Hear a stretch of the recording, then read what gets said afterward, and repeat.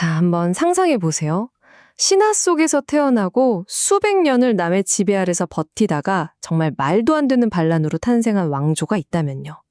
바로 오늘 우리가 파헤쳐볼 이야기는 거의 잊힐 뻔했던 최초의 위구르 왕국입니다. 보통 왕조의 역사는 건국부터 시작하잖아요. 그런데 투글라토크즈 위구르 왕조는 좀 다릅니다. 그 시작점이 훨씬 더 과거에 있거든요. 이들의 부상을 제대로 이해하려면 먼저 근본적인 질문부터 던져봐야 해요. 대체 위구르인들은 누구고 어디서 왔을까 하는 거죠. 자, 이게 바로 우리가 오늘 함께 떠나볼 여정의 지도입니다. 전설에서 시작해서 고대 제국의 그림자를 따라가다 보면 반란의 불꽃을 거쳐 마침내 한 왕국의 영원한 유산을 발견하게 될 거예요. 좋습니다. 우리 여정은 바로 역사와 신화가 만나는 그 지점에서 시작됩니다. 저 멀리 몽골 초원 한가운데서 고대 기록들이 아주 흥미로운 이야기를 들려주거든요. 9개의 신성한 강을 중심으로 펼쳐지는 위구르의 기원 이야기죠. 자, 이 표를 한번 보세요. 정말 흥미롭지 않나요? 무려 400년이라는 시간 차이를 두고 쓰인 2개의 다른 역사 기록이 거의 똑같은 기원 신화를 이야기하고 있어요. 이건 그냥 우연이라고 보긴 어렵죠. 이 건국 이야기가 얼마나 강력했는지를 보여주는 확실한 증거입니다. 그러니까 서로 다른 부족이 지도자를 뽑기 위해 하나로 뭉친다는 이 정체성이 수백 년 동안이나 굳건하게 이어져 왔다는 뜻이거든요. 토쿠즈 위구르, 이건 그냥 이름이 아니에요. 뭐랄까 하나의 정치적인 선언 같은 거죠. 우리 9부족이 뭉쳤다 하고 세상에 알리는 깃발이랄까요? 이 험난한 초원에서 절대로 무시할 수 없는 강력한 동맹이 탄생했다는 걸 의미했습니다. 그리고 바로 이 대목에 모든 것의 핵심이 담겨 있습니다. 위구르라는 이름 자체가 결합하다, 하나로 뭉치다 라는 뜻을 가지고 있다는 거예요. 마치 그들의 정체성 DNA 안에 이 단결이라는 이상이 암호처럼 새겨져 있는 셈이죠. 자신들의 진짜 힘은 개별 부족이 아니라 바로 하나로 뭉치는 능력에 있다는 걸 끊임없이 되새기게 해주는 이름이었던 겁니다. 자, 이제 전설의 안개를 걷어내고 역사의 냉정한 기록 속으로 들어가 보시죠. 신화 속에 있던 위구르인들이 어떻게 실제 역사 무대에 등장하게 됐을까요?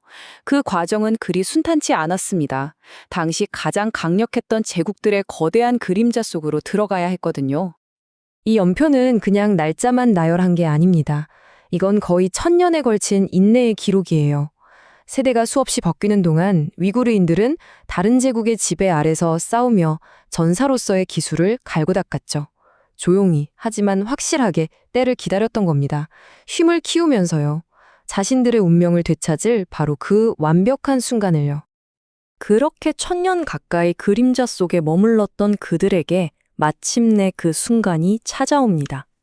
때는 서기 627년. 초원의 공기는 뭔가 터지기 일보 직전의 긴장감으로 가득 차 있었죠. 모든 건 바로 이들로부터 시작됐습니다. 지도자 가문인 야글라카르 씨족에서 나온 기병, 단 5,000명.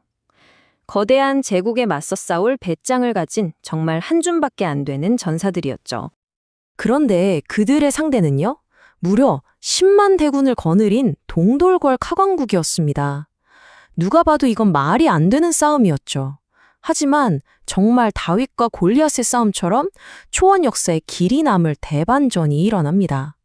이 소수의 위그르 군대가 돌골 대군을 그냥 이긴 게 아니라 아예 박살을 내버린 거예요. 그리고 마침내 지긋지긋했던 지배의 사슬을 끊어버렸습니다. 이 승리는 단순한 전투가 아니었습니다. 이건 그야말로 정치적인 지각변동이었죠.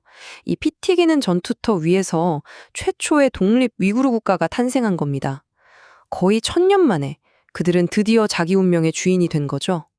하지만 여러분, 자유를 얻는 것과 그 자유를 지키는 건 완전히 다른 이야기입니다. 막 세워진 이 신생 왕국은 곧바로 시험대에 오르게 돼요. 새로운 라이벌들이 등장하고 주변 제국들은 여전히 막강한 힘을 자랑하고 있었으니까요. 이렇게 그들의 파란만장한 88년의 통치가 시작됩니다. 그 후 약 80년의 역사는 뭐랄까 정말 정신없는 동맹과 배신의 연속이었습니다. 설현타 같은 새로운 경쟁자들과 초원의 패권을 두고 싸워야 했고 때로는 막강한 당나라의 고개를 숙이기도 했죠. 그러다가 다시 독립을 위해 들고 일어났고요. 이거 마치 칼날 위에서 아슬아슬하게 지정학적 줄타기를 하는 것과 같았어요. 하지만 그 어떤 아슬아슬한 줄타기도 영원히 계속될 수는 없겠죠. 거의 90년에 가까운 저항 끝에 위구르인들의 첫 번째 독립국가는 잔혹하고 피비린내 나는 종말을 향해 달려가고 있었습니다. 서기 715년, 다시 힘을 키운 돌궐 제국이 추굴라강 유역을 휩쓸었습니다. 그들의 왕국은 잿더미가 되고 집은 불타버렸죠. 수많은 위구르인들에게 이건 그냥 나라가 망한 게 아니었어요. 이건 바로 기나긴 망명의 시작이었고 그들을 전 세계로 흩어지게 만든 고통스러운 역사의 새 장이 열리는 순간이었습니다. 자, 그럼 오늘 이야기를 한번 정리해 볼까요? 위구르의 정체성이 단결이라는 신화에서 태어났다는 걸 봤고요. 수세기 동안 외세의 지배를 견뎌낸 그들의 조상 이야기도 따라가 봤습니다. 그리고 정말 모든 역경을 딛고 일어선 놀라운 반란, 또 그 짧은 통치 기간 내내 계속됐던 끊임없는 투쟁도 목격했죠. 결국 이 최초의 위구르 왕국 이야기는 우리에게 회복력이 무엇인지 아주 강력하게 보여주는 것 같습니다. 그들의 첫 번째 왕국은 역사 속으로 사라졌지만 위구르라는 이름, 그들의 정체성은 살아남았어요. 이건 우리에게 아주 강력한 질문을 던집니다. 과연 한 민족을 정의하는 건 뭘까요? 그들이 다스리는 땅일까요? 아니면 제국이 무너지고 오랜 세월이 흘러도 결코 사라지지 않는 그 정신일까요? 위구르인들의 고대 투쟁은 어쩌면 한 민족의 진짜 힘은 왕의 왕관이 아니라 결코 잊히기를 거부하는 그들의 이야기 속에 있다는 걸 말해주는 것 같습니다.